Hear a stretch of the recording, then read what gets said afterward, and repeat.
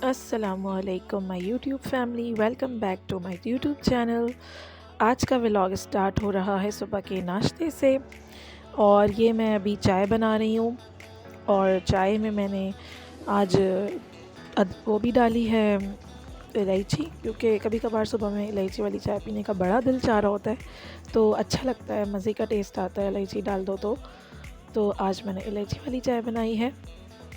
और अब चाय मेरी बन चुकी है। अब नाश्ता करते हैं। नाश्ते में मैंने एक फ़्रोज़न पराठा फ्राई कर लिया था और जो हलवा मेरी अम्मी ने मुझे भेजा था उसको गरम कर लिया था। तो आज हम गाजर का हलवा, पराठा और चाय का नाश्ता करने वाले हैं।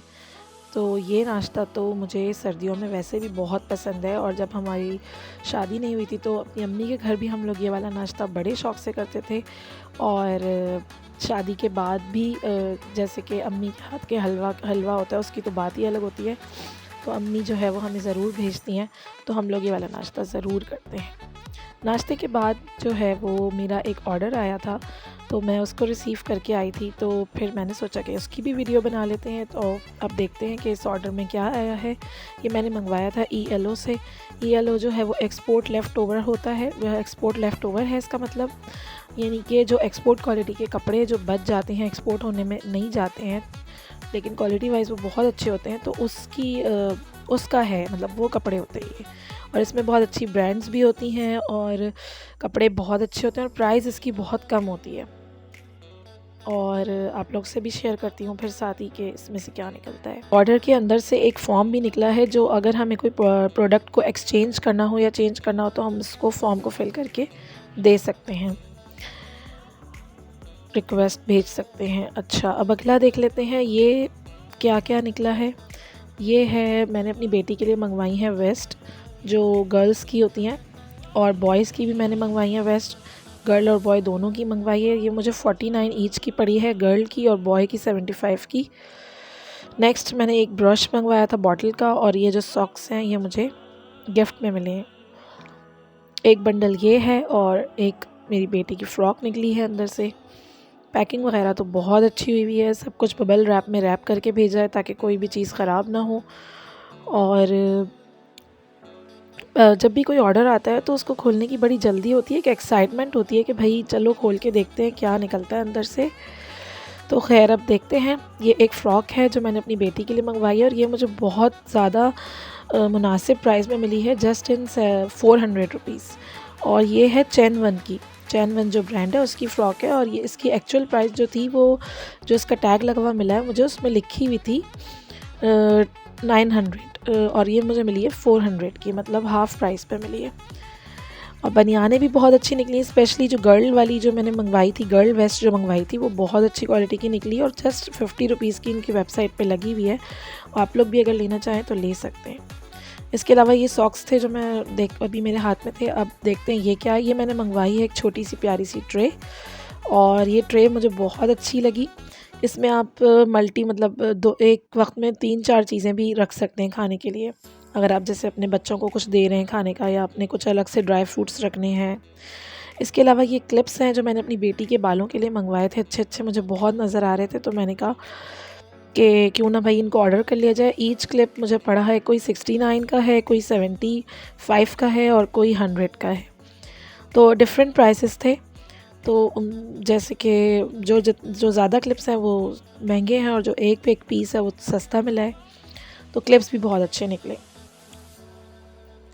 इसके अलावा अब ये नाश्ते के बर्तन में रखने जा रही हूँ, क्योंकि और जब नाश्ता फिनिश किया ही था तो उसी वक्त ऑर्डर वाले आ गए थे, तो मैं अपना ऑर्डर खोलने बैठ गई फ़ौरन ही। तो अब मैंने कहा अब जल्दी से मैं पहले कर लूँ, नाश्ते के बर्तन वगैरह रख दूँ। तो अब नाश्ते के बर्तन रख दिए हैं, अब बर्तन धोने भी होंगे मुझे। हलवा बच गया था तो मैंने उसको ढक दिया है, अब मैं उसको ऐसे ही रख दूँगी, बाद में खाने में काम आ जाएगा। और जो मैले बर्तन हैं उनको मैं सब जमा कर रही हूँ, फिर मैं एक साथ ही वॉश कर लूँगी जो बर्तन मेरे जमा होते जाएंगे।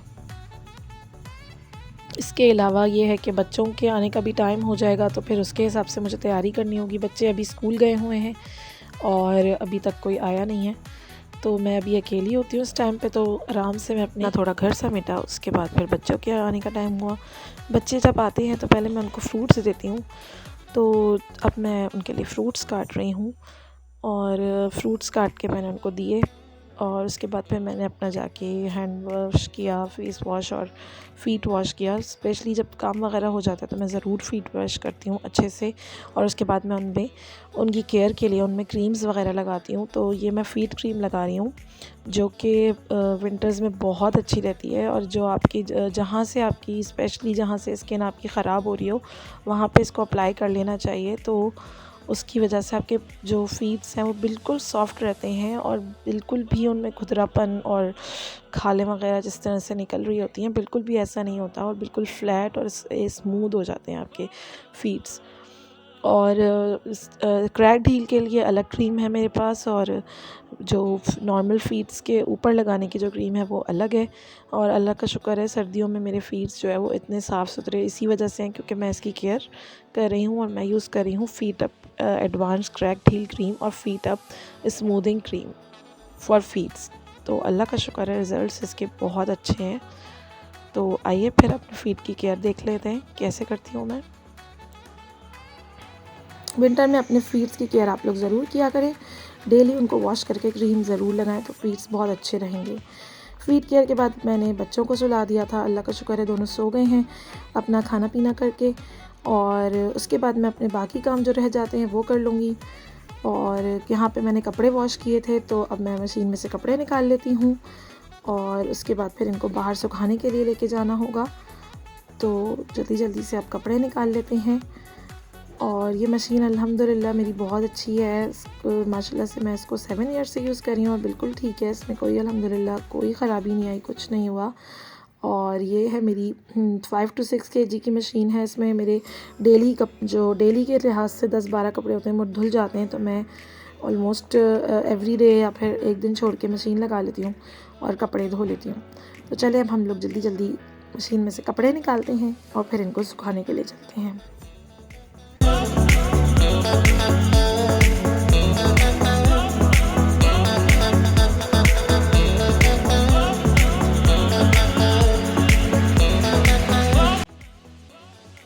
बाहर जो है वो कल के कपड़े पहले से ही डले हुए होते हैं, पहले मैं उनको उतार लेती हूँ। उसके बाद फिर हम अपने जो आज हमने कपड़े धोए हैं हम वो सुखाने के लिए डाल देंगे।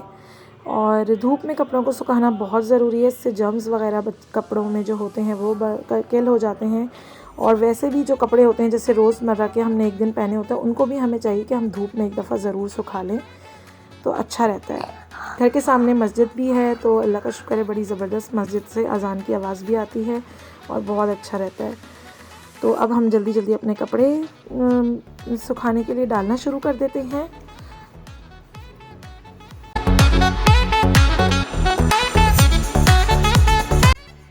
यूनिफ़ॉर्म ऐसी चीज़ होती है जो बच्चों की डेली ही धुलती है। सॉक्स हो गए, यूनिफ़ॉर्म्स हो गए, तो इन चीज़ों को तो धोना ही होता है लाजमी। और बाकी रोज़ के कपड़े, बच्चों का ये होता है कि बच्चे कपड़े भी ज़्यादा गंदे करते हैं, तो बस इसी वजह से रोज़ जो है वो कपड़े धुल जाते हैं।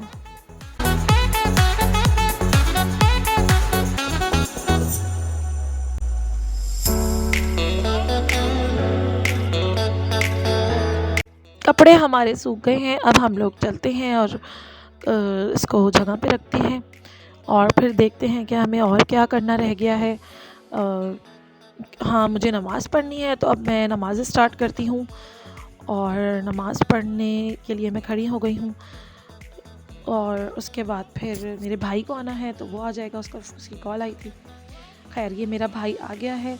और अब हमें भूख लग रही थी, तो मेरे भाई ने कहा कुछ ऑर्डर करते हैं, तो फिर हमने बर्गर लैब से बर्गर्स ऑर्डर किए।